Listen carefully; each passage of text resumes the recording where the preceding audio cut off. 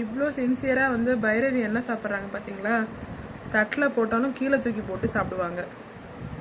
என்னன்னு பார்க்குறீங்களா? யாருன்னா கெஸ் பண்ணுங்க பார்ப்போம். பாருங்க, வாயிலேருந்து விழுது பாருங்க. எதனா கெஸ் பண்ணுங்க பார்ப்போம். இது சொல்றீங்க, நீங்கள் கெஸ் பண்ணுவீங்களான்னு எனக்கு தெரியாது. நான் வந்து ஃபைனலாக சொல்கிறேன் இது என்னன்ட்டு. இது வரைக்கும் கெஸ் பண்ணி வைங்க. பண்ண முடிஞ்சா கெஸ் கரெக்டாக பண்ணியிருந்தீங்கன்னா கமெண்ட்டில் பண்ணுங்கள். இல்லையா விட்டுருங்க. நான் சொல்கிறேன் ஃபைனலாக. எவ்வளோ சின்சியராக மேடம் சாப்பிட்றாங்க பாருங்கள். இதுக்காக போய் கிச்சனில் போய் சண்டை போட்டாங்க.